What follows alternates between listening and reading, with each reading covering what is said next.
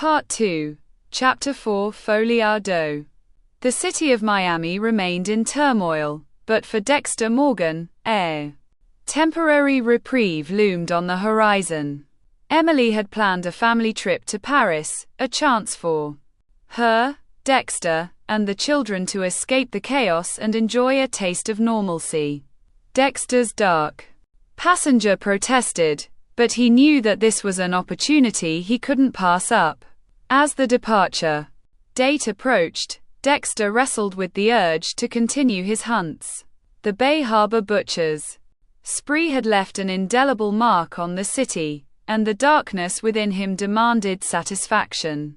But the prospect of a week away, a chance to focus on Emily and the children, provided a glimmer of hope. The morning of their departure, Dexter packed his bags with a mix of trepidation and anticipation. He knew that leaving his hunting ground for even a short period would be a challenge. But he was determined to make the most of their time together. The airport buzzed with the excitement of travelers, and Dexter found himself swept up in the energy of the journey ahead. As their plane soared over the Atlantic, Dexter glanced at Emily, who was occupied with calming a fidgety Max, while Lily peered out of the window in awe. Dexter felt a strange sense of peace, a fleeting moment of contentment that he rarely experienced. Upon arriving in Paris, the family was greeted by the city's enchanting charm. The streets were alive with the sounds of laughter and music, the air filled with the aroma of freshly baked pastries.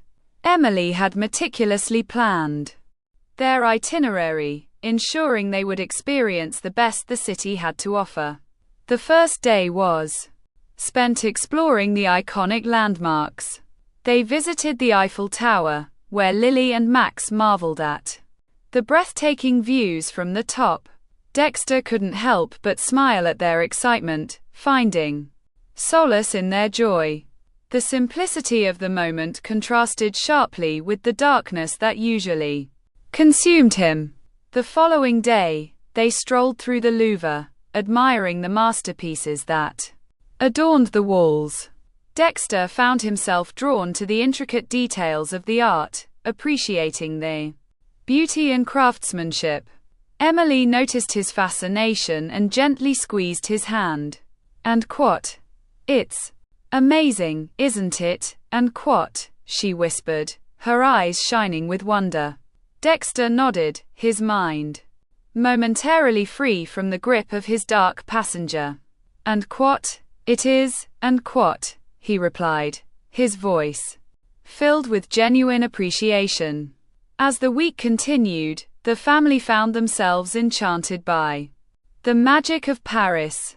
They enjoyed leisurely breakfasts at quaint cafes, visited the majestic Notre Dame Cathedral, and took romantic evening walks along the Seine. Emily's laughter and the children's playful antics provided a refuge from the chaos that awaited them back in Miami. One evening, as they sat on a bench overlooking the illuminated Eiffel Tower, Emily turned to Dexter, her eyes filled with gratitude. "And quot? This trip has been amazing, Dexter. Thank you for being here with us. It means the world to me and the kids." "And quot?" Dexter's heart swelled with emotion, the weight of his dual life momentarily lifted. "And quot? I wouldn't want to be anywhere else, and quot?" he replied, his voice sincere. "And quot? Being with you and the kids has been everything. And quot? Despite the allure of the city, Dexter's dark passenger remained a constant presence, whispering its demands. He struggled to keep his urges at bay, focusing instead on the happiness he found in Emily's smile and the laughter of the children. The week-long trip became a test of his resolve, a battle between the darkness within and the light that Emily brought into his life. As their time in Paris came closer to the end, Dexter couldn't help but reflect on the impact Emily and her children had on his life. The trip had provided a brief respite from the darkness, a glimpse of what could be if he allowed himself to embrace the light.